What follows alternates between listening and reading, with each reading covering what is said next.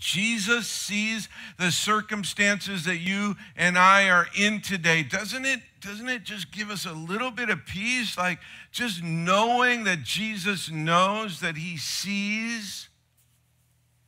In the middle of the storm that you're in right now, Jesus sees you.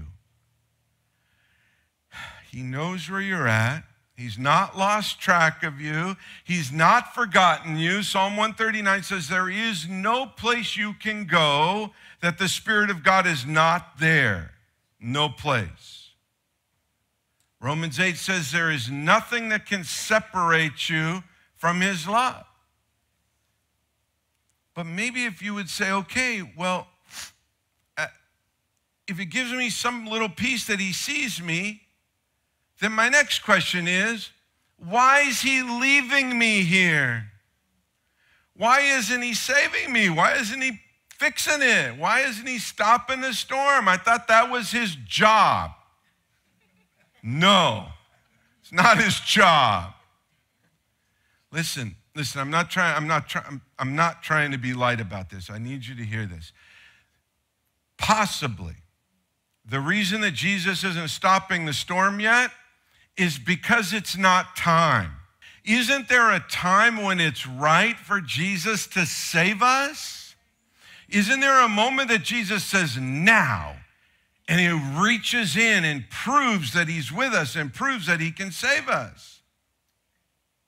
So maybe it's not time for him to save you. Jesus saw the disciples the entire time. He was watching over them the entire time. And when the time was right, Jesus showed up in the storm with them. Listen, this is the whole thing. Jesus showed up in the storm with them. He met them in their storm. And listen, he experienced the storm with them.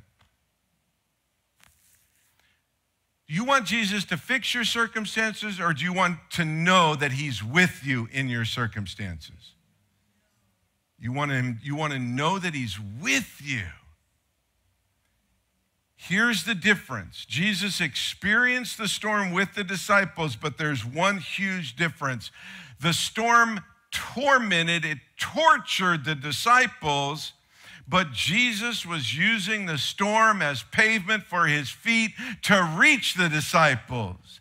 He's there, he's experiencing the storm with them, but it's for a totally different reason. The disciples are afraid for their life. They're tormented and tortured. And Jesus is using that same circumstance to reach the disciples in a way that he could not reach them otherwise. And not just reach them, but reveal himself to them. This is a life-changing moment. Just like that lifeguard reaching in and saving that person at the last minute, that person will be forever grateful for that lifeguard. For us, it's the same.